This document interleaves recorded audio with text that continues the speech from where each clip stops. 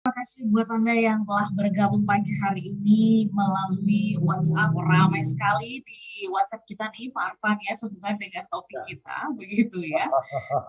Soal pura-pura bahagia ini. Ada, eh, sorry, ini namanya nggak tercantum, tetapi ada yang mengatakan begini, selamat pagi, Pak Arfan, saya pernah mencoba pura-pura bahagia, tapi kayaknya nggak enak banget ya, senyumannya pun kayaknya nggak luwes gitu, nggak lepas gitu kan. Ya. Waktu itu supaya terlihat kuat dan tegar aja sih gitu ya. Terus kemudian ada lagi, bukannya pura-pura bahagia itu dan pura-pura sukses sama aja afirmasi. Kok tadi Pak Arfan bisa sih bagus kalau untuk pura-pura sukses katanya begitu ya. Karena saya lakukan itu buat keduanya dan benar-benar merasakan kebahagiaan kok pada akhirnya. Oke. Terus kemudian ada Ibu Laniwati dari Lampung, wajib pura-pura bahagia tapi dengan motivasi baik supaya berdampak positif bagi orang lain gitu ya, bahwa hidup itu tujuannya untuk berbahagia karena kebaikan. Oke. Kemudian ada dari Bung Roy, pura-pura bahagia hanya kepada anak kita, dan itu juga ketika usia anak kita masih di bawah umur. Ketika sudah beranjak dewasa kita sudah bisa terbuka gitu ya, sedikit-sedikit sedikit demi sedikit bisa bercerita tentang kondisi yang ada supaya mereka juga siap menghadapi kenyataan katanya begitu. Kemudian ada lagi, ya, saya juga pernah pura-pura bahagia.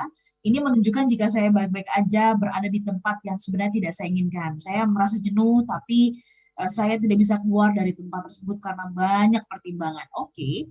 Kemudian ada pula Pak Arfan, pura-pura bahagia itu kan munafik ya, atau sesuatu yang sehat. Apakah benar lebih baik berpura-pura bahagia daripada muka jamban sambil berlatih menjadi bahagia sesungguhnya begitu? Oke, terus kemudian ada Pak Pramudia dari Malang, bagaimana afirmasi yang baik untuk setiap pagi bagi kami seorang entrepreneur? Ya, pura-pura sukses. Pak Pramudia ya. Ya, Oke, ya. Pak Arfan, boleh dikasih komentar dulu terhadap beberapa yang sudah masuk tadi yang kita share. Silakan Pak Arfan. Terima kasih banyak Bola. Ini pertanyaan bagus-bagus ini ya. Jadi nggak sama teman-teman ya. Pura-pura bahagia dengan pura-pura sukses itu nggak sama. Pura-pura Mhm, sukses itu bagus dan itu yang saya lakukan bertahun-tahun. mhm, mhm, Belum mhm. jadi siapa-siapa, belum dikenal oleh siapapun. Ya, saya sudah membayangkan diri saya jadi seorang penulis gitu. Udah ngebayangin tuh. Jadi seorang penulis, pura-pura aja, pura-pura hebat gitu. Akhirnya tahu-tahu jadi buku saya yang pertama gitu. Ya udah mulai dikenal segelintir orang lah gitu. Udah mulai diundang talk show ke toko buku lah gitu. Toko buku Gramedia lah ya. Terus saya bayangin, oh kalau cuma kayak gini nih kurang asik nih gitu ya. Saya ngebayangin saya jadi pengarang buku terkenal, bestseller, bukunya banyak gitu. Padahal buku yang saya buat tuh baru satu, baru You Are a Leader itu buku saya yang pertama itu. Tapi sudah membayangkan seolah-olah saya ini pengarang terkenal gitu loh. Jadi perilaku saya, gaya saya itu kayak pengarang terkenal gitu. Nah itu bagus. Lama-lama akhirnya betul. Akhirnya sekarang sudah bikin 11 buku. Sebentar lagi buku saya keluar loh Mbak Ola, buku baru Mbak Ola. Yes, Mengenai COVID. kita kita Nah, tunggu kabar gembiranya. itu mengenai COVID nanti tuh, sebentar lagi keluar tuh ya. Nah, jadi berpura-pura sukses itu akan membawa kita kepada kesuksesan. Kenapa? Karena sukses itu nanti. Jadi nggak harus Hmm. sekarang, memang nggak harus sekarang gitu. Jadi nggak apa-apa kalau saya belum sukses, pura-pura sukses nggak apa-apa. Karena suksesnya itu masih nanti. Itu namanya kreasi mental. Tapi kalau Hmm. berpura-pura bahagia, nah ini. Karena bahagia itu sekarang. Ketika kita tidak bahagia, kita punya masalah. Ketika kita tidak sukses, kita tidak punya masalah, Mbak Ola. Karena sukses itu nanti. Tapi Hmm. ketika kita tidak bahagia, kita punya masalah. Kenapa? Karena bahagia itu sekarang. Nah, jadi Hmm. tidak bahagia saja sudah masalah. Itu satu, itu masalah pertama, tidak bahagia. Kenapa Anda nggak bahagia? Itu masalah pertama. Sudah nggak bahagia, ditutupin lagi. Itu masalah kedua. Jadi bayangkan Mbak Ola lagi sakit nih, gitu ya, lagi sakit. Terus Mbak Ola pergi ke dokter. Hmm. Dokter, Hmm. dokter nanya, kamu sakit apa Mbak? Enggak, Pak. Enggak apa-apa, saya sehat. Ini lihatnya. Itu masalah kedua itu. Jadi ketika kita tidak bahagia, itu sama dengan ketika kita sakit, Mbak Ola. Kalau Anda sedang sakit, Anda nggak boleh berpura-pura sehat. Anda sedang sakit, sakit hati, ya kan? Sakit hati, karena kecewa, sedih, dan sebagainya. Kalau Anda berpura-pura sehat, Anda sedang mengurangi kesempatan Anda untuk sembuh. Anda akan tambah sakit gitu. Nggak ada gunanya pura-pura sakit, apa pura-pura sehat. Jadi pura-pura bahagia itu analoginya adalah pura-pura sehat. Justru yang harus kita lakukan adalah ketika kita sakit, kalau kita menginginkan kesembuhan, langkah pertama yang harus kita lakukan adalah apa? Ya, terbuka ya, jujur gitu kan. Mengakui, Ya. mengakui ya saya sakit gitu. Nah, tetapi tadi mengakuinya kepada dokter. Kepada orang yang tepat begitu ya, Pak Arfan. Iya, Anda ngomongnya sama dokter. Kalau Anda ngomongnya sama orang lain itu bukan menyelesaikan masalah tapi membuat masalah baru. Apalagi kalau Anda curhatnya di sosmed. Di ya sosmed kan? baru saya mau bilang. Nah, kebanyakan kita kan saat ini nih Pak Arfan ya. Iya. Ya, kebanyakan kita saat ini nih Pak Arfan di sosmed gitu ya, bukan cuma sekedar kita mengumbar bahagia, bahkan mengumbar apa yang terjadi gitu ya. Kalau misalkan ini pasangan gitu ya, mengumbar kalau sedang bermasalah dengan pasangan dengan suaminya atau dengan istrinya gitu, atau bahkan mengumbar cerita tentang dalam proses bercerai misalnya begitu, atau juga hal-hal yang lain. Nah, apa yang Pak Arfan bisa sampaikan? Pergeseran ini terjadi. Kenapa begitu? Sampai kemudian ya itu tadi itu ya, artinya semuanya kayak dibongkar gitu di sembarang tempat. Very good question, Mbak Ola ya. Mengumbar itu adalah bagian dari mengakui. Oke. Jadi sesungguhnya itu masih lebih sehat. Oke. Cuma kenapa disebut mengumbar coba? Ya. Karena dia bukan di tempat yang tepat. Yang tepat. Jadi namanya mengumbar. Tapi yang ingin saya katakan adalah orang yang mengumbar itu adalah orang yang lebih bagus daripada orang yang menutupi. Tapi mengumbar itu ibaratnya Mbak Ola sakit perut, mestinya Mbak Ola ngomongnya ke dokter. Ini Mbak Ola ngomong ke semua orang yang nggak ada urusannya, itu namanya mengumbar. Tapi mengumbar itu pada dasarnya itu bagus. Pada dasarnya ya. Karena mengumbar itu artinya nomor satu, saya mengakui bahwa saya sedang punya masalah. Mengakui saja itu sudah sebuah rilis loh Mbak Ola. Bahwa saya ini punya masalah, iya saya nggak bahagia gitu. Cuma masalahnya, bayangannya seperti itu analoginya. Mbak Ola sakit perut, tapi Mbak Ola ngomongnya ke banyak orang. Nah itu namanya mengumbar. Kalau Mbak Ola hanya ngomong ke dokter, itu namanya bukan mengumbar, tapi mengakui. Nah mengakui itu adalah bagian dari penyembuhan, proses penyembuhan. Yang pertama dari proses penyembuhan itu, langkah pertama adalah mengakui. Itu Mbak Ola. Tapi kalau Anda mengakui pada orang yang salah, itu namanya bukan mengakui lagi, tapi mengumbar. Gitu. Jadi mengumbar itu bagus, tapi salah tempat, salah orang gitu. Itu salah tempat. Ya. Pak Arfan, sedikit tadi sebelum jeda ya, saya teringat gitu kan, bukankah ya tadi Bapak mengatakan kalau misalkan kita berwajah tidak baik, tidak menyenangkan gitu, misalnya begitu ya, atau bahkan kemudian ya nada dan sebagainya, itu kan kita kayak menyalurkan energi negatif ya kepada lingkungan, kepada orang lain. Bukankah ketika kita berpura-pura juga, berpura-pura bahagia, energi itu akan terasa? Kenapa kan? Karena energi nggak kelihatan, hanya dia berubah bentuk, dia nggak bisa dimusnahkan, tapi dia berubah bentuk aja. Bukankah orang juga kalau dia peka, dia bisa merasakan gitu bahwa ada sesuatu yang ditutupi begitu? Betul sekali Mbak Ola, makanya jangan berpura-pura gitu ya. Tetapi memang ada kalanya juga orang butuh waktu ya untuk melihat ini sebenarnya gitu ya. Kan tidak semua orang terlatih ya Mbak Ola ya. Betul. Tidak semua orang terlatih gitu. Mungkin dari 10 orang mungkin hanya 1-2 orang yang terlatih gitu. Sehingga ketika kita berpura-pura ada banyak juga orang yang bisa menyangka kita benar-benar bahagia gitu. Betul. Nah, yang ingin saya katakan adalah tadi, perlu nggak berpura-pura bahagia? Dalam situasi tertentu perlu. Ini saya sedang sakit perut nih Mbak Ola nih, tapi kan kalau saya ngomong ke seluruh Indonesia itu kan nggak baik gitu ya. Jadi saya berpura-pura sehat gitu. Katakanlah begitu. Tetapi yang ingin saya katakan adalah berpura-pura bahagia itu bagus kalau itu dijadikan sebuah strategi jangka pendek. Yang membuatnya jelek berpura-pura bahagia itu adalah karena jangka panjang. Strategi jangka panjang. Iya. Kalau strategi jangka pendek itu begini, oke, saya ini sebenarnya lagi sakit perut nih, tapi kan saya harus talk show nih, yang dengerin kita seluruh Indonesia, bahkan di luar negeri pun bisa. Maka saya berpura-pura semangat, berpura-pura happy supaya ini menular energinya. Nah, setelah selesai talk show, saya punya PR. Apa? Saya harus berobat. Gitu ya. Saya harus makan obat, saya harus ke dokter. Nah, artinya apa? Saya memberlakukan pura-pura bahagia itu sebagai sebuah strategi jangka pendek. Jangka pendek. Kebaikan Ya. banyak orang. Itu bagus. Yang jelek adalah ketika saya memberlakukan itu sebagai strategi jangka panjang.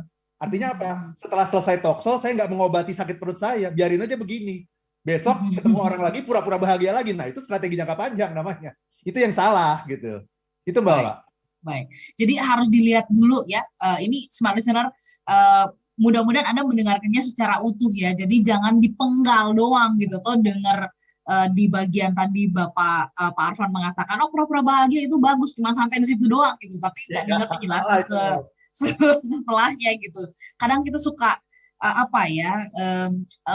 mengutip sesuatu yang tidak utuh. Jadi tidak komprehensif, tidak semuanya kita dengar dulu baru kemudian kita bisa tahu apa arah tujuan dan kenapa disampaikan seperti itu. Pak Arfan, ketika kita berpura-pura bahagia ada yang ditekan. Nah, apa akibatnya sebenarnya kepada diri kita? Kalau ini jangka panjang ya berarti kan psikologis kita, kepada pikiran, kepada tubuh kita, apa efeknya atau akibatnya. Nanti kita bahas lebih lanjut ya Pak Arfan. Smart Listener dan juga sahabat yang bergabung, tetap bersama dengan kami dalam Smart Happiness. Kita sampai di satu sesi yang terakhir, pura-pura bahagia. Apakah masih ada di antara Anda yang punya pengalaman? Buat Anda yang punya pengalaman dan sudah dibagikan di YouTube, nanti juga kita akan bacakan. Tapi kami jeda sesaat untuk satu sesi yang terakhir. Terima kasih Anda bersama dengan kami, begitu pula Anda yang juga menyaksikan kami di YouTube channel Smart FM ya. Anda yang sambil berkendara, hati-hati di jalan ya, sambil menyimak perbincangan kami, pura-pura bahagia. Tapi jangan Anda pura-pura lagi nyetir gitu kan. Anda bisa nggak sadar tuh sebenarnya memang harus nyetir gitu ya, pegang stang atau setir Anda begitu. Pak Arfan, sebelum kita ke WhatsApp dan juga ke internet, ke YouTube maksud saya, Pak Arfan, apa sih akibatnya kalau kita secara jangka panjang kita terus memberikan tekanan gitu kan? Kan kalau berpura-pura bahagia itu kan kita menekan gitu sesuatu yang kita ingin tutupi. Apa akibatnya kepada pikiran, kepada mindset kita, kepada psikologisnya kita, psikologisnya kita, dan kepada tubuh kita, kepada diri kita lah gitu secara utuh. Nah ini masalah. Ini masalah. Jadi kenapa? Karena kalau kita pura-pura itu kita menekan kan Mbak Ola ya. Betul nggak? Pura-pura bahagia itu menekan perasaan. Sehingga apa akibatnya kalau perasaan itu ditekan terus? Ya kita akan menderita. Secara jangka panjang kita akan menderita. Kenapa? Karena ditekan terus. Itulah bedanya dengan pura-pura sukses. Coba Mbak Ola bayangkan. Kalau pura-pura sukses itu menekan nggak? Enggak. Enggak. Mbak Ola bayangkan sekarang ya. Ola Nurlija menjadi seperti Oprah Winfrey Indonesia. Wah, gitu. Boleh loh suatu ketika bisa loh. Saya yakin itu. Bayangkan itu. Nah, pertanyaannya, kalau Mbak Ola itu kan namanya pura-pura sukses ya? Ya. Nah, itu Mbak Ola merasa tertekan nggak? Enggak. Enggak. Itu perbedaannya. Kenapa tadi saya bilang dari awal? Pura-pura sukses itu bagus. Karena pura-pura sukses itu, dengan kita berpura-pura sukses, kita jadi punya mimpi. Punya dream. Oh, Ola Nurlija. Suatu ketika saya akan seperti Oprah Winfrey Indonesia, Raja Talk Show, gitu kan? Ya kalau dulu ada Raja Quiz, itu Helmi Yahya, Raja Quiz, atau Ani Sumadi, gitu kan? Bayangin suatu ketika Ola Nurlija menjadi Ratu Talk Show Indonesia.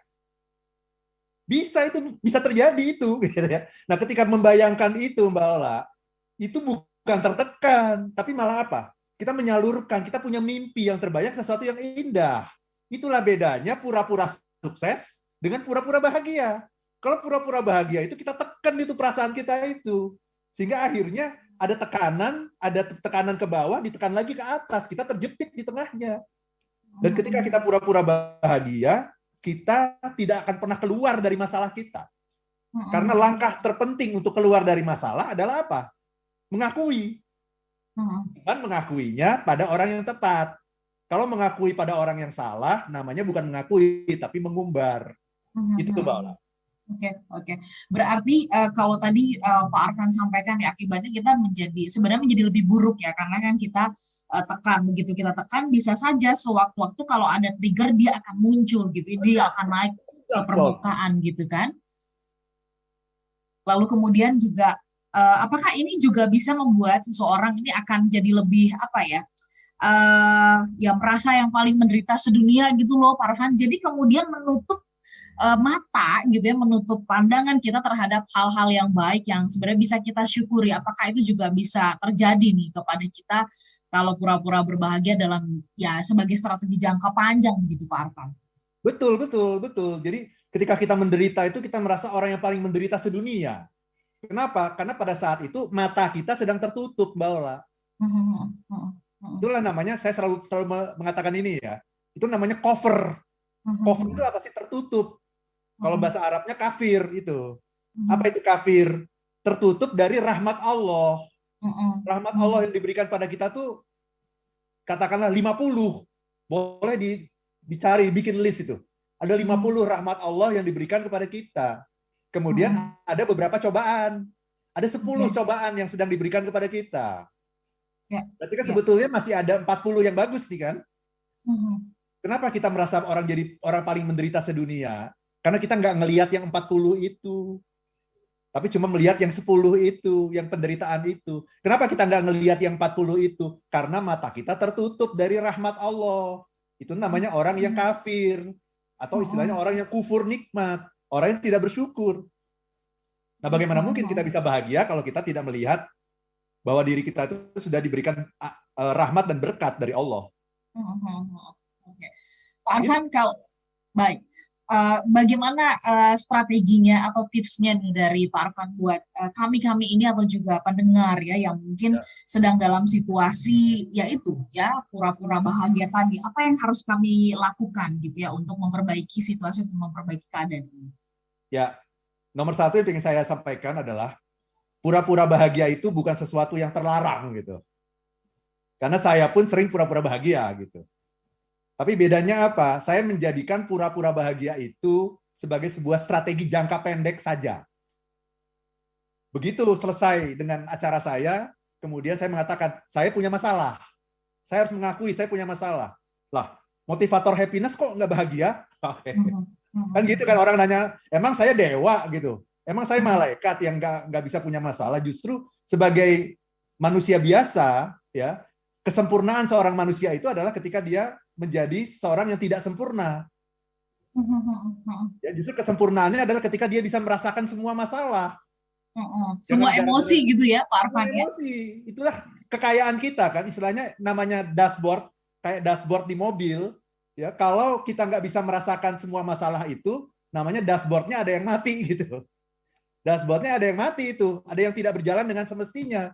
Jadi justru kekayaan kita sebagai manusia itu adalah ketika kita bisa merasakan aneka macam masalah, aneka macam feeling, emotion yang bisa kita rasakan. Itu namanya, oh Anda lengkap Mbak Ola sebagai manusia. Kenapa? Karena hidup Anda selalu berwarna.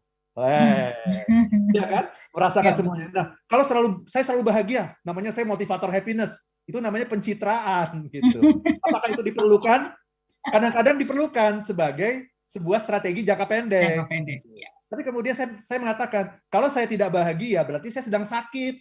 Kalau sedang sakit, maka langkah pertama yang harus saya lakukan adalah mengakui bahwa saya sakit.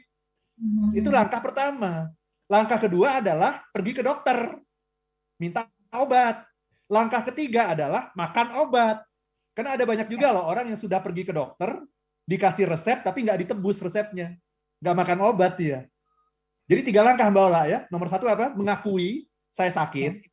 Yang kedua, pergi ke dokter. Yang ketiga, makan obat. Itu aja. Ya. Mengakui, kemudian cari orang yang tepat dan lakukan itu secara konsisten ya. Betul, Pak Arfan, itu analoginya dokter itu adalah itu, orang yang tepat itu ya. Siap. Oke. Pak Arfan, ini yang pertanyaan terakhir ya dari YouTube, apa bedanya pura-pura bahagia dengan euforia? Ya kan kadang-kadang kalau lingkungan sedang euforia kita juga ikutan sedikit saja. Kalau euforia itu beda ya Mbak Ola ya. Kalau euforia itu larut dalam kegembiraan yang mungkin sebetulnya bukan kita yang menciptakan, tapi lingkungan kita yang menciptakan gitu. Ya kalau pura-pura bahagia ini kita yang memilih. Dari kita sumbernya dari kita. Ya, dan yang harus kita garis bawahi adalah kalau Anda selalu merasa bahwa saya harus bahagia, itu namanya bukan bahagia. Karena bahagia itu bukan sesuatu yang diharuskan. Ya kan, kalau saya mengatakan, Pak Arfan sebagai motivator happiness, Anda harusnya bahagia dong. Nah, itu namanya toxic positivity. Toxic happiness namanya gitu. Betul. Bahagia itu jangan diharuskan. Bahagia, happiness is your choice. Bukan keharusan. Kalau diharuskan, itu udah nggak bahagia namanya. Kayak kita waktu masih kecil, Mbak Ola, kamu harus makan gitu. Kok diharuskan? Makan itu pilihan saya karena saya lapar gitu. Itu Mbak Ola analoginya. Baik, Pak Arfan, kita harus tutup perbincangan kita. Terima kasih. Kami doakan juga bukunya bisa lekas muncul ya. Kami tidak sabar ini ya, masyarakat Indonesia menanti-nantikan buku Pak Arfan. Mudah-mudahan nanti bukunya bisa mencerahkan juga ya. Masyarakat Indonesia bisa lebih memahami tentang COVID-19 ini dan kemudian bisa berespon benar nantinya. Pak Arfan, dari sudut pandang penderita nih Mbak Ola ya. Betul, dari sudut pandang penderita. Beda dengan dari sudut pandang pemerintah, beda lagi. Siap. Oke, kita tuntaskan perbincangan ini. Selanjutnya ada siaran ulangnya ya di hari Minggu jam 7 malam. Sehat-sehat untuk Anda semuanya juga, jaga jarak, kemudian pakai masker dan sebagainya. Pokoknya protokol kesehatan jangan sampai ditinggalkan. Kami pamit, saya Ola Nurlija. Dan saya Arfan Pradiansyah. If you wanna be happy, be happy now.